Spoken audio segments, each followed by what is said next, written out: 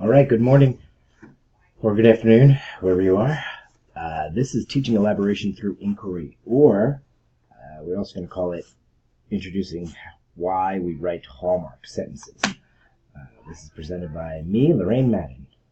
That's not correct. Yes, that's me. All right.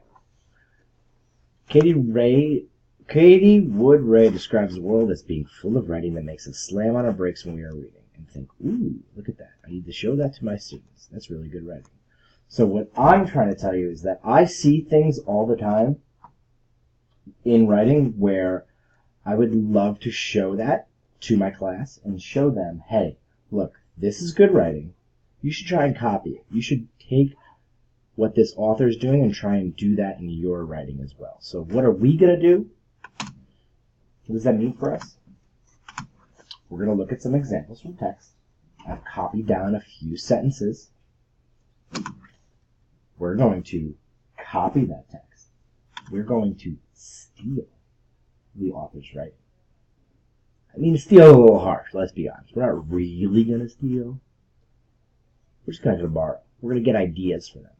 But we are going to be very, very sneaky. Let me show you an example right now. One of these things are called if-then sentences, right?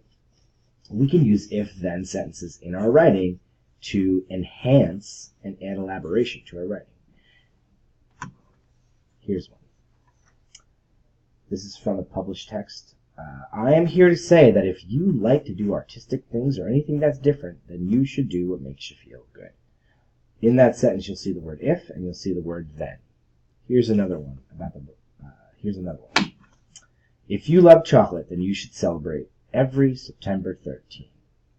This if-then sentences, not everyone is used to writing with them, but it does kind of provide some voice to your writing. So I want to try and put that in my writing right now. I want to try and use an if-then sentence in my writing. Here's one of my nonfiction pieces that I started working on. It's about the causes of the Civil War. All right, let me see if I can add an if-then sentence to my writing. Actually, move this over. Okay, if-then. The war between the states has many names: the War of Northern Aggression, the Rebel War, but most of us know by its proper name, the U.S. Civil War. When looking at the Civil War, it's probably a good idea to think about where it all started. What were some of the causes of the Civil War? Right, so let me add some things in here. Let me make capital word.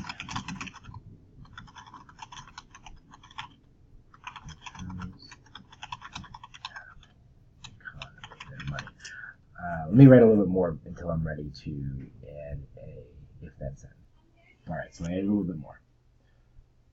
For starters, the North had a lot more money than the South. The leaders who lived in the cities were wealthier overall, and they were able to buy many things. Most of their money was made due to the amount of factories and industry that existed in the North. When it came to war, these factories helped supply the North with guns and ammo. Okay, so I figured right here's a good spot. If the North did not have as many factories, then the outcome of the war might have been. Okay, so you can see that right now I've added the words if, then. So we use Hallmark sentences for this purpose.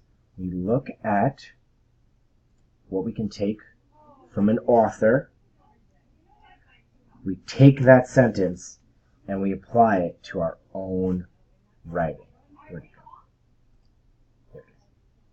We put that in our own writing. Let's do another one of these as well. I'll show you a different kind of Hallmark sentence. Let me scroll back. Alright, so like I said, let's look at a different one right now. We're going to look at some text. We're going to copy that text and steal their writing. Very, very sneaky. Do not underestimate the sneakiness. We did if-then. Now let's talk about a different kind of Hallmark sentences. A sentence. Opposite side. So in doing this, let's see what an author does. This is by John Code from Reducing Pollution. Some people think that recycling is the answer and devote all their energy to that. Of course, recycling is important, but there are better ways. So we want to look at this. We want to look at this text right now and how can we use this kind of structure in our writing? What is a good way to use this opposite side writing in our writing? Let me go back to my example on the Civil War. Okay, I've added a little bit more to where we last left off, so take a second to read that. You can pause the video, and then we'll continue.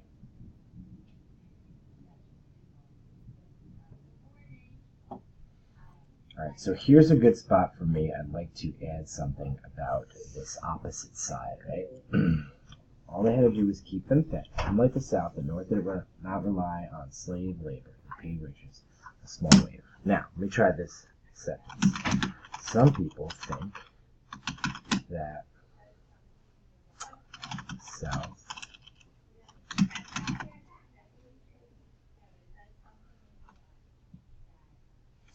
was all about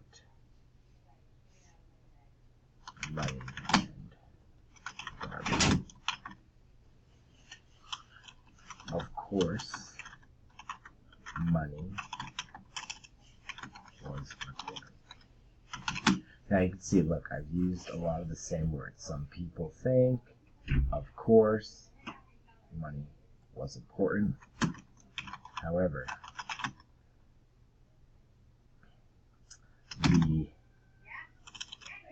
when talking about the Civil War,